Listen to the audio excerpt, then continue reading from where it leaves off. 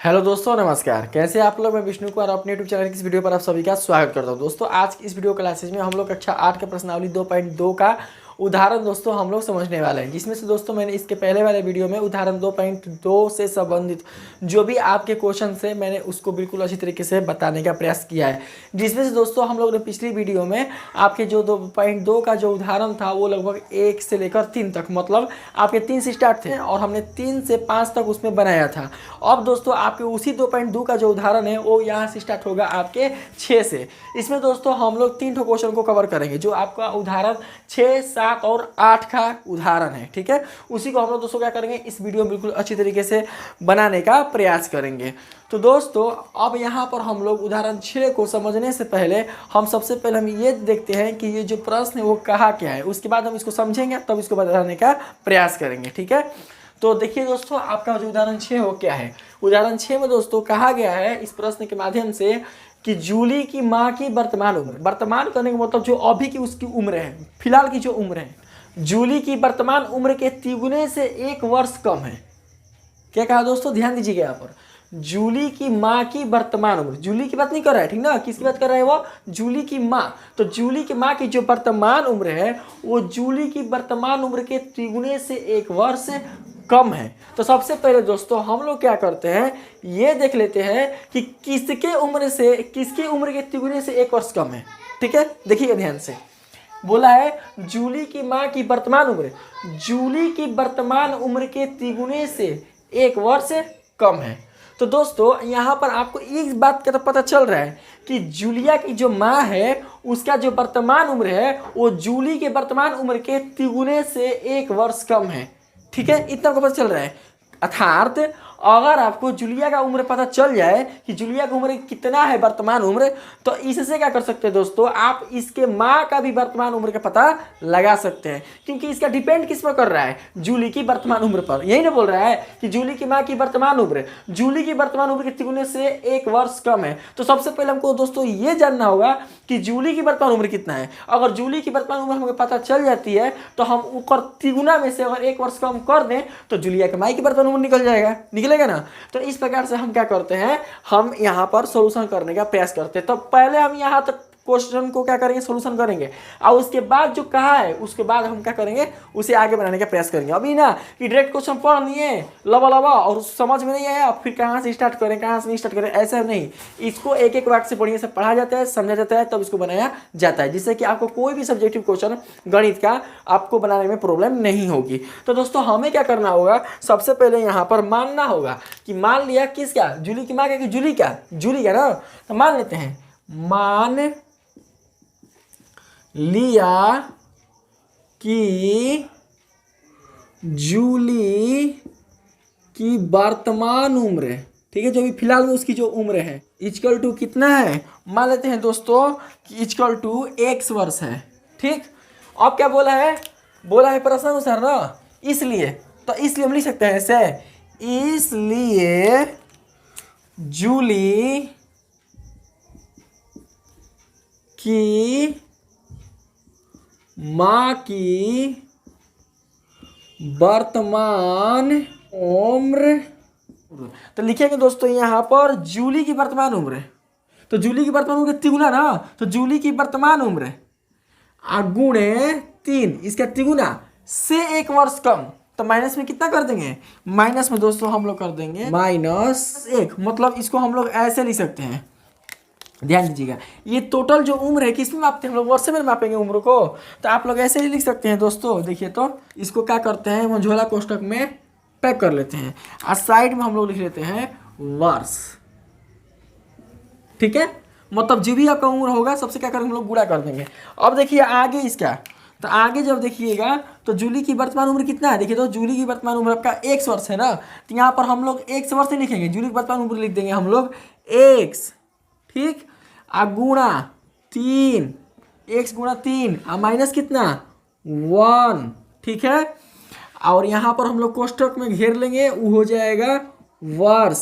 फिर आगे कैलकुलेशन करेंगे तो देखिए x को 3 से गुणा करेंगे तो कितना मिलेगा, 3x - 1 वर्ष। इसको कोष्टक में हम लोग घेर लेंगे।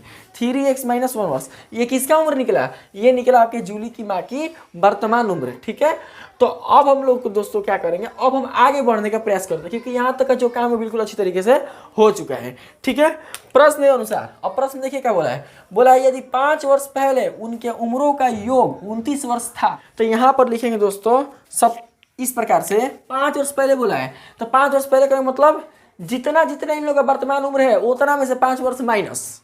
ठीक ना, मतलब अभी आपका फिलहाल का उम्र मान चलते 16 वर्ष है। आप कहेंगे आपसे कि आज से 5 साल पहले आपका उम्र क्या था, तो क्या बताइएगा आप 16 में से 5 घटाइए, तो नहीं बोलिएगा हमारा वर्तमान उम्र 11 वर्ष था आज से 5 वर्ष पहले, मतलब आपका 5 वर्ष जो है माइनस चला जाएगा।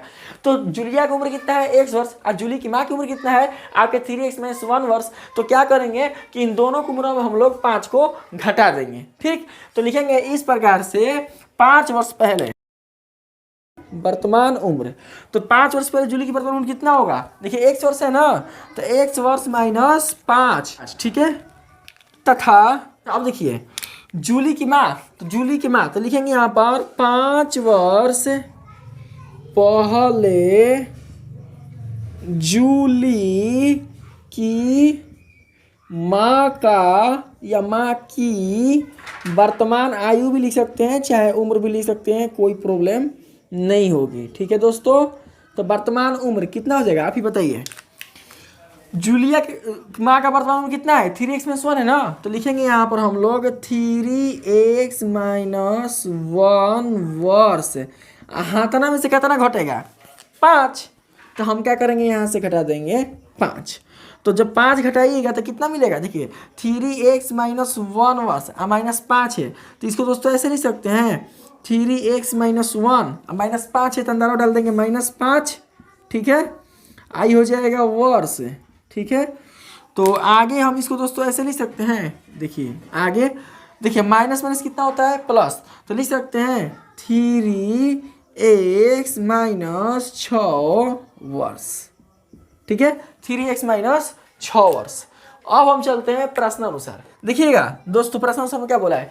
बोला है कि 5 वर्ष पहले उनके उम्रों का योग 29 वर्ष था। अब ये मत देखिएगा वर्तमान उम्र है, जूली के वर्तमान उम्र कितना है, जूली की माँ का वर्तमान उम्र कितना है। हम लोग क्या करेंगे कि जूली के माँ के वर्तमान उम्र से 5 वर्ष पीछे जाएंगे, अब फिर हम जूलिया की उम्र से 5 वर्ष पीछे जाएंगे और देखेंगे कितना मिला है। तो यहाँ पर देख सकते हैं कि 5 वर्ष पहले जूलिया का जो वर्तमान उम्र है वो 1 वर्ष माइनस 5 है। अब 5 वर्ष पहले जो जूलिया की माई के वर्तमान उम्र है वो कितना है? 3x माइनस 6 वर्ष है। और इन दोनों का योग कितना है? 29 वर्ष, क्योंकि बोला है क्वेश्चन कि 5 वर्ष पहले। तो इस प्रकार से दोस्तों हम लोग क्या कर सकते हैं, लिख सकते हैं। देखिए तो कितना बराबर है? 1 वर्ष माइनस 5 ना, तो ऐसे लिख सकते हैं। देखिए यहाँ पर हम लोग उतार लेंगे 1 वर्ष माइनस 5 का है कि 1 वर्ष माइनस 5 आपका बराबर है जूली के वर्तमान उम्र के 5 वर्ष पहले के। ठीक है, फिर हम लोग क्या करेंगे, उम्रों का योग है ना, तो इसको कोष्टक में हम लोग घेर देंगे, आप प्लस लिख लेंगे, आप फिर प्लस करेंगे तो आपका जो मान होगा कितना मिलेगा? जूली के माँ का वर्तमान उम्र 5 वर्ष पहले, देखिए 3x माइनस 6 वर्ष। तो लिख लेंगे यहाँ पर दोस्तों 3x माइनस 6 वर्ष। ठीक है, 3x माइनस 6 वर्ष। तो इन दोनों का जो योग होगा वो कितना होगा? वो होगा आपका 29 वर्ष। तो हम लोग यहाँ पर क्या करेंगे, 29 वर्ष लिख लेंगे। ठीक है, दोनों का योग कितना होगा? 29 वर्ष होगा। इसको हम लोग क्या करते हैं, बड़े ब्रैकेट से बंद कर देते हैं। ठीक है दोस्तों, अब हम इसके आगे कैलकुलेशन करते हैं। तो देखिएगा सबसे पहले आप लोग ध्यान दीजिएगा, तो ये वर्ष है ना और यहाँ पर भी वर्ष है, तो कॉमन निकाल लेते हैं, लिखते हैं डायरेक्ट x माइनस 5। ठीक है, प्लस 3x माइनस 6। ठीक है, और इसको वर्ष को क्या करते हैं, बाहर निकाल देते हैं, इधर हो जाएगा 29 वर्ष। ठीक है ना, अब आप कहिएगा कि x वर्ष है माइनस 5 है, तो वर्ष इसके साथ तो है लेकिन इसके साथ नहीं है, इसके साथ तो है इसके साथ नहीं है। तो दोस्तों हम अगर 1 वर्ष में से 5 को घटा देंगे तो आपका जो मानवा मिलेगा वो वर्ष में ना मिलेगा, इसीलिए हमने क्या किया, वर्ष को कॉमन निकाल लिया है। इसलिए आप लोग इसको ध्यान पर रखिएगा। ठीक है, अब हम लोग क्या करेंगे, सबको दोस्तों बाहर निकालिए कोष्टक से। ये x माइनस 5 है तो हो जाएगा x माइनस 5, प्लस है तो यहाँ पर हम लोग लिख लेंगे प्लस, फिर 3x है ना, तब देखिए इसके कोष्टक के बाहर ये चिन्ह प्लस है तो अंदर ये चिन्ह नहीं चेंज होगा। तो लिखेंगे हम लोग 3x, अब माइनस है तो यहाँ पर लिखेंगे माइनस। अब फिर कितना दिया है 6, तो यहाँ पर हम लोग लिख देंगे 6। एक काम कीजिए ना आप लोग, हाँ ये वर्स है ना दोनों गुणा में है तो कटा दीजिए, ये चले वर्स के काम हो जाएगा खत्म। ठीक, तो x - 5 + 3x - 6 इक्वल टू कितना है 29 के। तो यहाँ पर हम लोग लिख लेंगे दोस्तों 29। ठीक है, अब आगे इसका कैलकुलेशन हम लोग करते हैं। तो आगे जब हम इसका कैलकुलेशन करेंगे तो कीजिए तो कितना मान मिलता है 3x है x को मिलेगा 4x। ठीक है, अब फिर माइनस, माइनस कितना होता है प्लस, लेकिन चिन्ह बड़ा किसका है 6 का, तो हम लोग लिखेंगे माइनस का। तो माइनस हो जाएगा minus minus plus 6 5 11 equal to हो जाएगा 29। ठीक है दोस्तों, अब फिर 4x इक्वल टू हो जाएगा 29, माइनस 11 है उधर जाएगा तो प्लस, तो लिखेंगे यहाँ पर +11।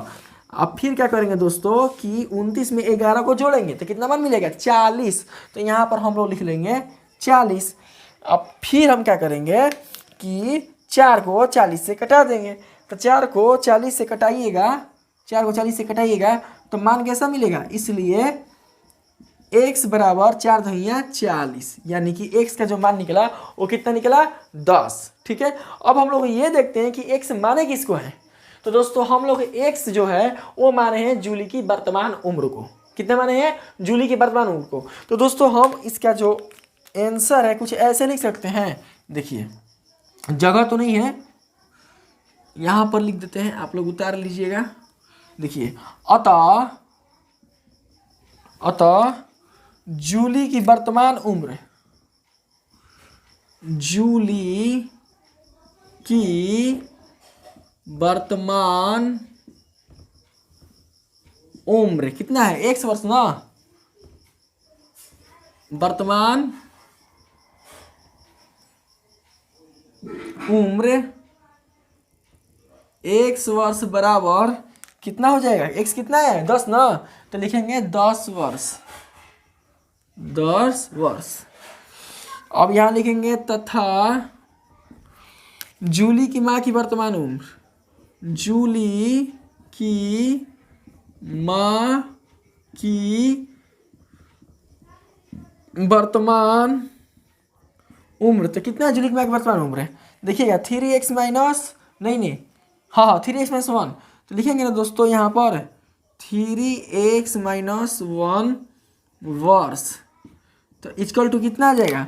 देखिए हम लोग क्या करते हैं यहाँ पर 3 गुणा x जगह यहाँ पर 10 है ना, तो लिखेंगे 10, अब माइनस हो जाएगा 1, 10 - 1, 10 × 30, 10 × 30 -1, और 30 में से 1 क्या करेंगे हम लोग घटा देंगे, तो मान दोस्तों इसका मिल जाएगा 29 वर्ष। कितना होगा 29 वर्ष। तो इस प्रकार से आपका जो ये आंसर होगा वो यही मिलेगा। तो हम यहाँ पर क्या करते हैं आंसर उतार लेते हैं। ठीक है, तो कैसे कैसे बनाएंगे, सबसे पहले हम यहाँ तक बनाए, फिर हम यहाँ बनाए, और तब इसका लास्ट आंसर हमारा क्या हुआ यहाँ पर मिला। तो जूलिया का वर्तमान उम्र कितना है 10 वर्ष, और जूलिया का माई का वर्तमान उम्र कितना है 29 वर्ष। ठीक है, मतलब जूली के वर्तमान उम्र से वो 19 वर्ष क्या है बड़ी है। ठीक है, तो आपका जो ये 6 प्रश्न है वो बिल्कुल अच्छी तरीके से खत्म हो चुका है। अब चलते हैं हम लोग 7वें प्रश्न में, तब तक आप लोग क्या कीजिए इसे अपने कॉपी पर नोट कर लीजिए। अब दोस्तों हम लोग उदाहरण 7 में दिए गए प्रश्नों को बिल्कुल अच्छी तरीके से समझकर इसको सोल्यूशन करने का प्रयास करेंगे। ठीक है, तो आप लोग यहाँ पर प्रश्न को समझने का बिल्कुल अच्छी तरीके से प्रयास कीजिएगा कि जो प्रश्न जो है वो कहा गया है आप लोगों से।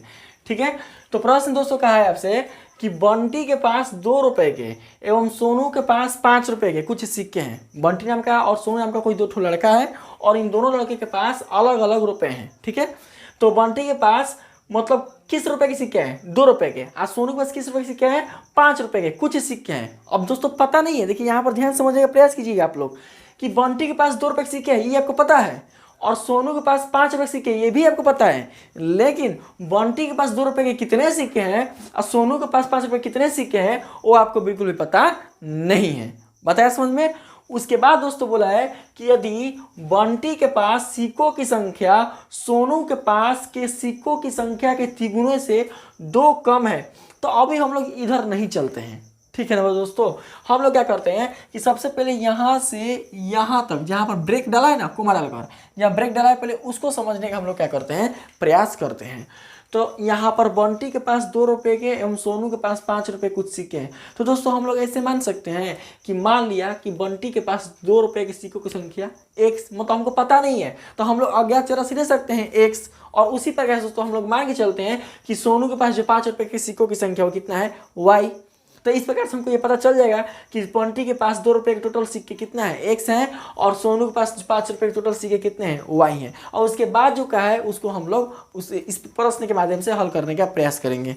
तो हल में हम लोग लिख सकते हैं, आप लोग समझ रहे हैं ना, हल में क्या करेंगे, हम लोग लिख लेंगे दोस्तों, यहाँ पर मान के चलेंगे। मान लिया कि बंटी के पास 2 रुपये, कुल लिख दीजिएगा जितना भी उसका सिक्का है, कुल सिक्कों की संख्या x है, तथा अब देखिए अगला है सोनू, तो हम लोग लिखेंगे तथा सोनू के पास क रुपए के सिक्का है, 5 रुपये ना, तो यहाँ पर हम लोग लिख लेंगे 5 रुपये के सिक्कों की कुल संख्या कितना है दोस्तों, आपका y है। तो यहाँ पर हम लोग इसको y मान लेते हैं, यहाँ पर लिख लेते हैं है। क्या समझे इससे, आप लोग को ये पता चला कि बंटी के पास 2 रुपये के टोटल को सिक्का है x गो, और सोनू के पास 5 रुपये टोटल सिक्के को है y गो। तो अगर दोस्तों अगर कोई आपसे ये पूछे कि बंटी के पास टोटल राशि कितनी है, तब क्या जवाब दीजिएगा, मतलब कि मान चलते हैं कि आपके पास 5 रुपया के, मान चलते 2 रुपये के, 2 रुपये के 5 गो सिक्का, आपके पास 2 रुपये के 5 गो सिक्का है, ठीक है। मतलब हमको पता है कि 2 रुपये का सिक्का है, लेकिन हम पता नहीं कि बंटी के पास को सिक्का है, लेकिन आपको ये पता है, मतलब मान चलते हैं कि आपके पास 2 रुपये के 5 गो सिक्का है, 5 गो। तो पूछेंगे कि आपके पास टोटल राशि कितना है, तब क्या कीजिएगा, 2 रुपये वाला सिक्का को 5 से गुणा कीजिएगा। क्यों, क्योंकि आपके पास जो 2 रुपये का सिक्का है वो 5 को है, तो 2 रुपये को अगर हम 5 से गुणा करेंगे तो हमारे कितना मिलेगा, 2 5 10, मतलब टोटल राशि आपके पास कितना है दोस्तों, 10 रुपया है। बात को समझ लिए आप लोग। ठीक उसी प्रकार से दोस्तों कि बंटी के पास जितने रुपए के सिक्के हैं, हम उन टोटल सिक्कों की संख्या को इसके रुपए से क्या करेंगे, गुणा करेंगे। अगर गुणा करते हैं तो हमारा उनका जो राशि होता है पूरी की पूरी प्राप्त हो जाती है। अब देखिए आगे देखिए क्या बोला है, यदि बंटी के पास सिक्कों की संख्या, तो किसे बोला है, प्रश्न से ना, तो हम आगे यहाँ पर लिखेंगे प्रश्न के अनुसार। प्रश्न के अनुसार क्या कहा है, यदि बंटी के पास सिक्कों की संख्या सोनू के पास के सिक्कों की संख्या के तिगुने से 2 कम है। किसके पास, बंटी के पास सिक्कों की संख्या। तो यहाँ पर लिखेंगे दोस्तों हम लोग बंटी के पास सिक्कों की संख्या। सबसे पहले देखिए बोला है बंटी के पास सिक्कों की संख्या सोनू के पास के सिक्कों की संख्या के तिगुने से 2 कम है। ठीक है, इसका मतलब दोस्तों समझ सकते हैं कि बंटी के पास जो सिक्कों की संख्या होगी वो सोनू के पास के सिक्कों की संख्या के तिगुने से क्या होगी, 2 कम होगी। तो ये कौन बोला है आपका, ये बोला है आपका प्रश्न। तो प्रश्न के अनुसार दोस्तों हम लोग क्या कर सकते हैं, लिख सकते हैं बंटी के सिक्कों की संख्या। तो बंटी के सिक्कों की संख्या हम किसकी को लिख सकते हैं, तो लिख सकते हैं ऐसे दोस्तों, लिख सकते हैं हम लोग बंटी के पास सिक्कों की कुल संख्या इक्वल टू कितना हो जाएगा। देखिए बंटी के पास की सिक्कों की कुल संख्या सोनू के पास के सिक्कों की संख्या। तो सोनू के पास पे लिखेंगे कितना सिक्का है, तो उसको लिख लेंगे हम लोग यहाँ पर। तो लिखेंगे दोस्तों सोनू के पास सिक्कों की कुल संख्या, और उसके बाद क्या बोला है, सोनू के पास की सिक्कों की कुल संख्या के तिगुने से। तो तिगुने कहने का मतलब होता है दोस्तों कि सोनू के पास टोटल जितना सिक्का है उसका तिगुना बोल रहा है। तो उसको हम क्या कर लेंगे, यहाँ पर लिख लेंगे गुणा में 3, मतलब इसके टोटल का कितना, तिगुना, और होकर से क्या चीज 2 कम। क्या बोला है, तिगुनों से 2 कम है। तो यहाँ पर दोस्तों हम क्या करते हैं, लगा देते हैं -2। ठीक है, आप लोग क्या कर सकते हैं, ये देख सकते हैं। तो इस प्रकार से आपके पास बंटी के पास सिक्कों की कुल संख्या कितना होगा। तो अभी दोस्तों मैंने आप लोगों को बताया कि बंटी के पास हम टोटल सिक्कों की संख्या कितना माने हैं, बंटी के पास हम टोटल सिक्कों की संख्या x माने हैं। तो हमारे पास मिल सकता है दोस्तों ऐसे x बराबर कितना, सोनू के पास की सिक्कों कुल संख्या। तो दोस्तों सोनू के पास की सिक्कों कुल संख्या कितना है, तो देख सकते हैं आप लोग कि सोनू के पास की कुल सिक्कों की संख्या कितना है, y है। तो उसको हम लोग क्या कर सकते हैं, इसके जगह पर हम लोग लिख सकते हैं y, गुना में कितना हो जाएगा 3, और ऑलरेडी पहले क्या है -2 है, तो हम लोग लगा देंगे -2। इसलिए x बराबर हो जाएगा आपका y को 3 से गुणा करेंगे तो मिलेगा 3y। तो यहाँ पर हम लोग दोस्तों लिख सकते हैं 3y माइनस 2, और इसी को हम लोग क्या करते हैं इक्वेशन फर्स्ट यानी समीकरण हम लोग दोस्तों क्या करते हैं फर्स्ट मान लेते हैं। अब दोस्तों देख सकते हैं कि यहाँ पर बंटी के पास टोटल सिक्का को हो गया 3y माइनस 2 यानी कि x को सिक्का, और x को सिक्का जो है आपके 3y माइनस 2 के बराबर है। अब दोस्तों जब बंटी के पास टोटल सिक्कों की संख्या यहाँ पर x है, तो हम यहाँ पर अगर आपसे ये कहें कि बंटी के पास टोटल राशि कितनी होगी, मतलब कुल कितना राशि इसके पास होगा, तो आप क्या कहिएगा। अभी आप लोगों को मैंने बताया कि जितना सिक्का है और जिस रुपए का सिक्का है उसे हम क्या करेंगे, हम लोग गुणा कर देंगे। तो आपके बंटी के पास जो सिक्कों की संख्या है वो आपका x है, तो जो सिक्का है वो कितना रुपए का है, तो देख सकते हैं दोस्तों कि बंटी के पास जो सिक्का है वो 2 रुपये का है। तो अगर 2 रुपये को अगर हम इस सिक्कों की संख्या से गुणा कर देते हैं तो बंटी के पास कुल राशि क्या होती है, हमें प्राप्त होती है। हम अर्थात हम ये जान पाएंगे दोस्तों कि बंटी के पास जो टोटल राशि है वो कितनी है। तो लिख सकते हैं हम लोग ऐसे कि इसलिए बंटी के पास कुल राशि बराबर, ठीक है, बंटी के पास कुल राशि बराबर क्या करेंगे 2 रुपया को 3y माइनस 2 के साथ क्या करेंगे, हम लोग गुणा कर देंगे। तो यहाँ पर दोस्तों हम लोग लिख लेंगे 2 रुपये गुना में कितना हो जाएगा x, तो बराबर में आपका मान कैसा मिलेगा। अब देखिए 2 रुपये गुणा में x के जगह यहाँ पर दोस्तों लिख सकते हैं, देखिए तो जो x के मान किसके बराबर है 3y माइनस 2 के बराबर है। तो हम लोग क्या कर सकते हैं, लिख सकते हैं यहाँ पर 3y माइनस 2 कैसे, तो समीकरण 1 माने ना यहाँ पर, तो हम लोग दोस्तों यहाँ पर लिख सकते हैं समीकरण 1। अब दोस्तों अगर आप 2 को 3y माइनस 2 से गुणा करते हैं तो मान मिलेगा 2 तिहाई 6y, अब माइनस क्या है, माइनस है ना, और 2 को 2 से गुणा करेंगे तो मिल जाएगा 6 माइनस 4, 6y माइनस 4, और रुपये है तो यहाँ पर हम लोग लिख देंगे रुपये, मतलब टोटल जो राशि है बंटी के पास वो कितना है, इतना रुपये है। अब दोस्तों हम लोग क्या करते हैं, बात करते हैं किसके, आपके सोनू के पास कुल धनराशि के बारे में, क्योंकि आप लोगों को पता है सोनू के पास जो टोटल सिक्कों की संख्या है वो y है। तो सोनू के पास टोटल धनराशि कितनी होगी, तो जो दोस्तों आपके सोनू के पास जितने सिक्कों की संख्या है और जिस रुपए के सिक्कों की संख्या है उस रुपये के सिक्के की संख्या से हम सिक्कों की कुल संख्या को क्या करेंगे, उससे हम मल्टीप्लाई कर देंगे यानी कि गुणा कर देंगे। तो सोनू के पास जो सिक्कों की संख्या है वो 5 रुपये का है और टोटल सिक्का y है, तो हम क्या करेंगे 5 रुपये को y से गुणा कर देंगे, तो हमारे पास क्या मिल जाएगा, सोनू के पास टोटल आपके राशि का मान प्राप्त हो जाएगा। तो हम लोग क्या करते हैं, जिस प्रकार से बंटी के पास कुल राशि निकाले हैं ठीक उसी प्रकार से हम लोग क्या करेंगे, हम लोग सोनू के पास के कुल राशि को निकालने का प्रयास करेंगे। तो यहाँ पर दोस्तों हम लोग क्या कर सकते हैं, लिख सकते हैं उसी प्रकार से सोनू के पास कुल राशि बराबर क्या लिख सकते हैं, देखिए सोनू के पास कुल राशि कितना लिख सकते हैं, देखिए टोटल को उसी क्या है y, को रुपये का है 5 रुपये का, तो 5 रुपये को y से गुणा करेंगे तो हम लोग लिखेंगे 5 रुपये और गुना में कितना है y है ना, तो हम लोग लिख लेंगे यहाँ पर y। और जब दोस्तों हम लोग 5 रुपये से y से गुणा करेंगे मान मिल जाएगा आपका 5y रुपये, ठीक है। तो ये आपका हो गया सोनू के पास कुल राशि और ये आपका हो गया बंटी के पास कुल राशि। तो अब हम लोग क्या करते हैं, फिर प्रश्न पर चलते हैं। तो प्रश्न का क्या बोला है दोस्तों, प्रश्न का बोला है कि उनके पास के सभी सिक्कों का मूल्य 51 रुपये है, मतलब बंटी के पास और सोनू के पास जितना सिक्का है इन दोनों सिक्कों को मिलाकर जो टोटल राशि है वो कितना है 51 रुपये है। तो हम क्या करेंगे दोस्तों कि पहले देखेंगे कि बंटी के पास टोटल सिक्कों की संख्या से कितने राशि प्राप्त हुए। तो आप देख सकते हैं दोस्तों कि बंटी के पास टोटल सिक्कों की संख्या से आपके 6y माइनस 4 रुपये राशि प्राप्त हुए, ठीक। अब देखेंगे हम लोग सोनू के पास उनके टोटल सिक्कों से कितने राशि प्राप्त हुए, तो सोनू के पास उसके टोटल सिक्के से आपके 5 रुपये प्राप्त हुए। तो अब हम लोग क्या करेंगे दोस्तों कि बंटी के पास की कुल राशि और सोनू के पास की कुल राशि को जोड़ने का प्रयास करते हैं और इन दोनों का योगफल को क्या करेंगे, हम 51 रुपये के बराबर कर देंगे। क्यों, क्योंकि इन दोनों के पास जितनी भी राशियाँ हैं इन दोनों राशियों का योगफल कितना है 51 रुपये है, ठीक है। तो लिखेंगे पुनः प्रश्न से, तो पुनः प्रश्न से आपका क्या हो सकता है, आपका हो सकता है बंटी के पास कुल राशि अब प्लस सोनू के पास कुल राशि इक्वल टू कितना हो जाए 51 रुपये, है ना 51 रुपया। तो हम लोग क्या करेंगे यहाँ पर लिख लेंगे 51 रुपये। आपके बंटी के पास कुल राशि कितना है, तो बंटी के पास कुल राशि 6y माइनस 4 रुपये है ना, तो हम लोग लिख लेंगे यहाँ पर सिंपली रूप से 6y माइनस 4 रुपये। और फिर आपके सोनू के पास टोटल कितना राशि है, तो सोनू के पास टोटल राशि है 5 रुपये, तो हम लोग प्लस में लिख लेंगे 5 रुपये इक्वल टू क्या हो जाएगा 51 रुपये। अब दोस्तों यहाँ पर हम लोग रुपयों को कॉमन ले लेंगे, क्यों?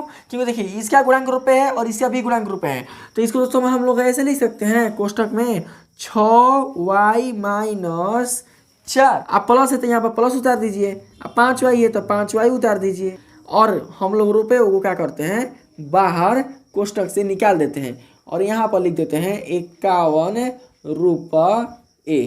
ठीक, अब 51 रुपये में जो रुपये वाला गुणांक है और इतना में जो रुपये वाला गुणांक है, इन दोनों को हम लोग क्या करेंगे कटा देंगे। बात है समझ में? यहाँ पर देख सकते हैं कि रुपये रुपये कट गया तो मान कितना मिलेगा, तो मान आपका मिल जाएगा दोस्तों कुछ इस प्रकार से 6y minus 4 plus 5y equal to कितना हो जाएगा 51।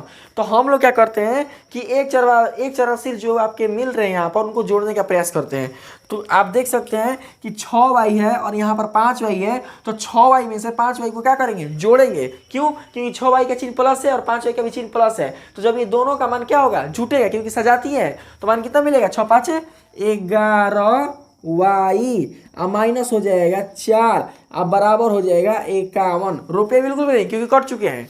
अगर आगे इसका कैलकुलेशन अगर हम करते हैं तो मिल जाएगा दोस्तों 11y बराबर -4 है, उधर जाएगा तो कितना होगा 51 में 4 जुटेगा तो आपका मान हो जाएगा 55। अब देखिए यहाँ से 11 को जब आप भागा में लेकर जाइएगा तो हो जाएगा 55/11। तो सिंपली रूप से दोस्तों हम क्या करते हैं 55 को 11 से कटा देते हैं, और जब आप 55 को 11 से कटाइएगा तो इसके जो y का जो मान होगा वो कितना मिल जाएगा y बराबर 5। 11 5 क्या होगा 55 कट जाएगा। अब हम दोस्तों देखते हैं कि जो y है वो क्या है। तो यहाँ पर आप देख सकते हैं जो y है आपके वो सोनू के पास कुल सिक्कों की संख्या है, देख सकते हैं सिक्कों की कुल संख्या। तो सोनू के पास टोटल सिक्कों की संख्या कितना है 5 गो है, और कितना रुपया का है तो 5 रुपये का है। तो अगर हम 5 रुपये को 5 से गुणा कर देंगे तो सोनू के पास कुल राशि निकल जाएगी, और जब सोनू के पास कुल राशि निकल जाएगी तो हम इसी सिक्कों की सहायता से हम बंटी के पास भी क्या कर सकते हैं कुल राशि निकाल सकते हैं। तो दोस्तों अगर हम आगे बनाएंगे तो आपको दिखेगा नहीं, आप सबसे पहले क्या कीजिए कि यहाँ तक नोट कर लीजिए, उसके बाद दोस्तों हम यहाँ से मिटा कर फिर आपको आंसर तक पहुँचाते हैं। ठीक है, तो यहाँ तक आप इसको नोट कर लीजिए। तो दोस्तों आप लोग इसको उतार लिए होंगे, ठीक है। तो अब हम लोग क्या करते हैं दोस्तों आंसर तक पहुंचने का प्रयास करते हैं। तो यहाँ पर हम लोग इसको आगे बढ़ाने से पहले क्या करेंगे लिखेंगे अंत। तो अंत का मतलब होता है अंत में।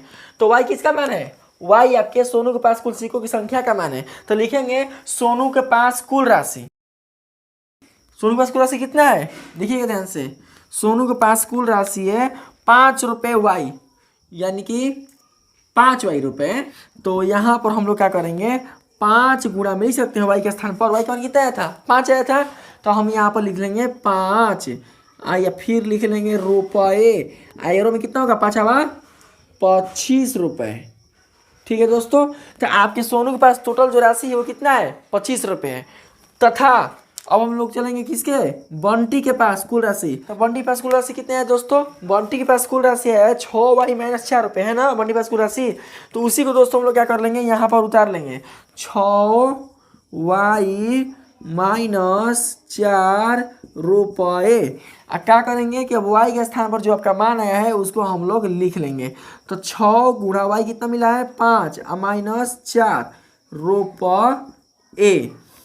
तो 6 को क्या करेंगे 5 से गुणा करेंगे तो 6 5 30, तो यहाँ पर हो जाएगा 30 माइनस 4 रुपये इक्वल टू हो जाएगा 30 में से 4 को घटा देंगे तो कितना बचेगा यहाँ पर आपका जो मान बचेगा वो हो जाएगा 26। तो आंसर दोस्तों आपका मिल गया 26 रुपये। और इस प्रकार से आप देख सकते हैं कि आपके सोनू के पास कुल राशि आया 25 रुपया और बंटी के पास कुल राशि आया आपका 26 रुपया। यहाँ पर ज्ञात करना है कि प्रत्येक के पास कितनी राशि है। तो आप देख सकते हैं कि सोनू के पास 25 रुपये की राशि है और बंटी के पास कुल 26 रुपये की राशि है। आज जब दोनों का मान जोड़ते हैं तो 25 26 आपके 51 रुपये के बराबर हो जाते हैं। तो इस प्रकार से आपके इस उदाहरण का जो 7वां प्रश्न है वो आपका वो दोस्तों समाप्त हुआ।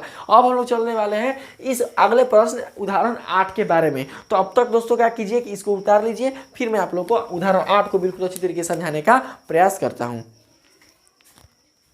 आइए दोस्तों, अब हम लोग उदाहरण 8 में दिए गए प्रश्नों को समझने का प्रयास करते हैं। तो उदाहरण 8 में जो आपका प्रश्न दिया गया है वो क्या है, उसको जरा आप लोग ध्यान से समझिएगा।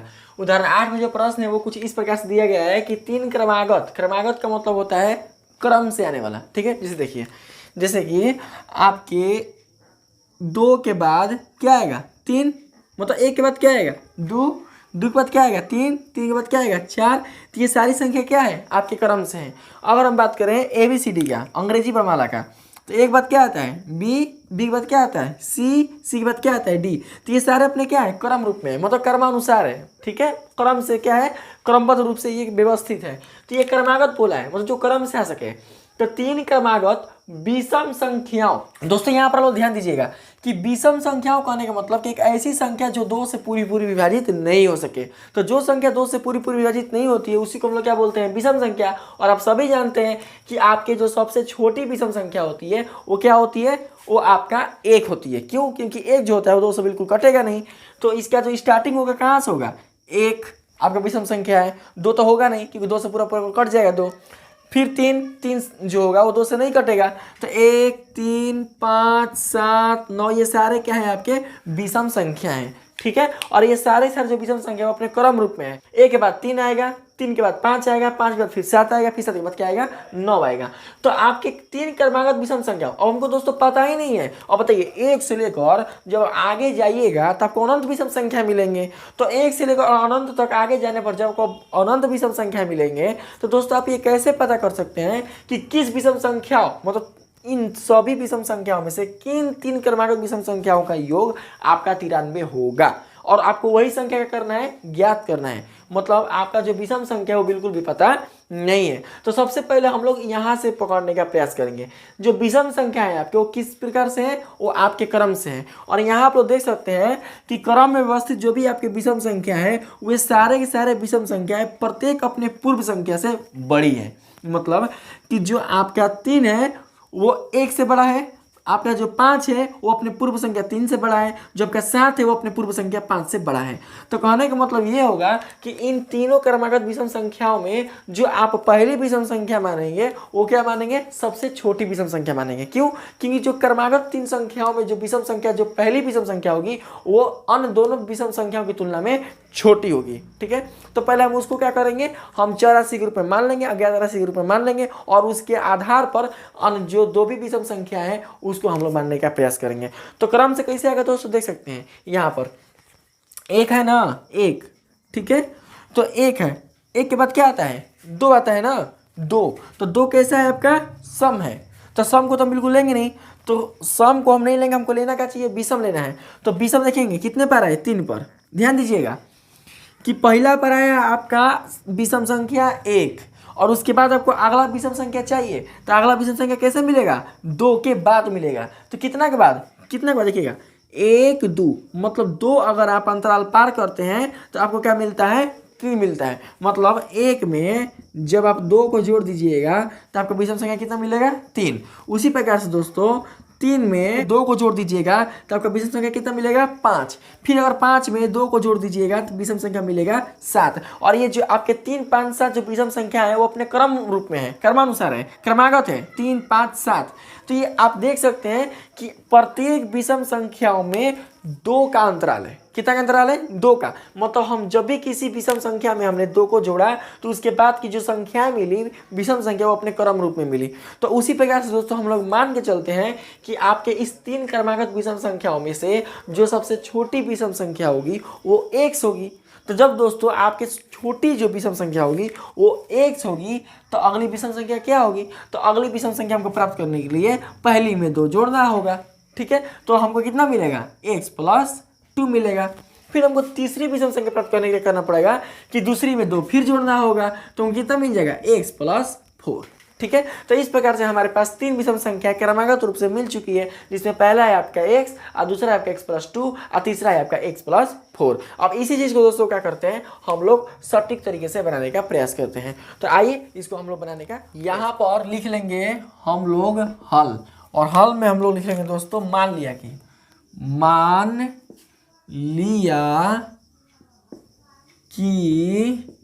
3 क्रमागत विषम संख्याओं में से सबसे छोटी विषम संख्या x है। हमने क्या किया, इसको माना है। देख सकते हैं दोस्तों आप लोग, मान लिया कि 3 क्रमागत विषम संख्याओं में से सबसे छोटी विषम संख्या कितना है, x है। इसलिए पहली विषम संख्या बराबर x। ठीक है, आपका पहली विषम संख्या कितना है, x। फिर अब दोस्तों क्या करेंगे, हम लोग लिखेंगे दूसरी। ठीक है, तो दूसरा विषम संख्या आएगा, तो यहाँ पर लिख लेंगे हम लोग दूसरी विषम संख्या बराबर कितना मिलेगा बताइए। अभी बताएं कि जब आपने छोटी विषम संख्या मान लिया x, तो इसके अगला क्रम विषम संख्या प्राप्त करने के लिए क्या करना पड़ेगा, पहले वाला विषम संख्या में 2 जोड़ना पड़ेगा। तो पहला वाला विषम संख्या कौन है, तो पहला वाला विषम संख्या आपका x है। तो x में क्या करेंगे दोस्तों, हम लोग 2 को जोड़ देते हैं। ठीक है, तो मान मिल जाता है कितना, x + 2। फिर हमको क्या चाहिए, तीसरा चाहिए, तथा तीसरी विषम संख्या x + 2। ठीक है, हमको x + 2 का जो अगला विषम संख्या है उसको प्राप्त करना है। तो अगला विषम संख्या प्राप्त करने के लिए क्या करेंगे, x + 2 में 2 को हम जोड़ देंगे। तो x + 2 + 2 = कितना हो जाएगा, x + 4। ठीक है, तो इस प्रकार से आपके 3 ठो क्रमागत विषम संख्या मिल चुकी, पहला x, दूसरा x + 2 और तीसरा x + 4। साथ ही में दोस्तों हम लोग यहाँ पर क्या करते हैं, कोष्ठक में लिख लेते हैं। ठीक है, कोष्ठक में हम लोग लिख लेंगे, चूंकि होता है 2 होता है, इसको यहाँ से हम लोग बंद कर लेंगे। अब हम लोग चलेंगे क्या, प्रश्नानुसार। बोला है कि 3 क्रमागत विषम संख्याओं का योग, मतलब तीनों को जोड़ने पर कितना मिल रहा है, 93। तो यहाँ पर हम लोग लिखेंगे प्रश्नानुसार। तो पहले आप लोग लिख लीजिए यहाँ पर पहली विषम संख्या, फिर प्लस में दूसरी विषम संख्या, अब फिर प्लस में हो जाएगा आपका तीसरी विषम संख्या। ध्यान समझते रहिएगा, तीसरी विषम संख्या कितना है, 93 है ना, तो यहाँ पर हम लोग लिख देंगे 93। ठीक है, किससे, प्रश्नानुसार। तो दोस्तों आप लोग अब यहाँ पर देखिएगा कि पहली विषम संख्या कितना है, पहली विषम संख्या कितना है, x। तो यहाँ पर हम लोग लिख लेंगे x प्लस दूसरी विषम संख्या कितना है, दूसरी विषम संख्या, तो दूसरी विषम संख्या आपका x + 2 है, तो लिख लेंगे x + 2 प्लस, अब देखिए यहाँ पर ध्यान से, तीसरी विषम संख्या कितना है, x + 4। तो यहाँ पर हम लिख लेंगे x + 4, कितना हो जाएगा, 93। अब आगे क्या करेंगे, सजातीय चर राशि को जोड़ देंगे। तो x सारे के सारे क्या है, अपने एक ही चर रूप में सजातीय घात के साथ है। तो x कितना हो जाएगा, यहाँ पर 3x प्लस 4 2 कितना हो जाएगा, 6 = 93। हम अचर को क्या करेंगे, अचर की तरफ ट्रांसफर करेंगे।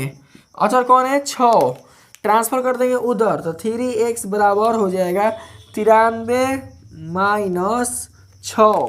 तो 3x बराबर हो जाएगा 93 में से 6 जाएगा कितना बचेगा, 87। 93 में से 3 जाएगा तो 90, 90 में से 3 गया 87। तो यहाँ पर हम लोग लिख लेंगे 87। ठीक है, अब दोस्तों यहाँ पर इसके नीचे हो सकता है दिखे ना, चाहे यहाँ से कटाइएगा तो कट सकता है, कटा दीजिए। तो 87 को 3 से कटाएंगे, तो 87 को 3 से कटाएंगे, तो इसलिए x बराबर आपका मान प्राप्त हो जाएगा 3 दूनी के 6 और 3 नवा 27, यानी कि कितना मिला, 29।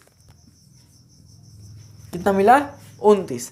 तो x का मान क्या है, 29, और x को आपने क्या माना था, पहली विषम संख्या माना था ना। तो यहाँ पर लिखेंगे अतः पहली विषम संख्या x बराबर कितना मिला आपका, 29। फिर दूसरी विषम संख्या कितना है, x + 2 है ना, तो यहाँ पर हम लोग लिख लेंगे x + 2 = हो जाएगा 29 + 2, कितना मिलेगा, एरो में 29 + 2 को जोड़ेंगे तो मान मिल जाएगा 29 × 2 = 31। तथा तीसरी विषम संख्या, तो तीसरी विषम संख्या क्या है, x + 4 है ना, तो लिख लेंगे x + 4 = हो जाएगा आपका यहाँ पर 29 + 4। तो 29 और 4 कितना हो जाएगा, 33। और यही दोस्तों आपका क्या है, आंसर।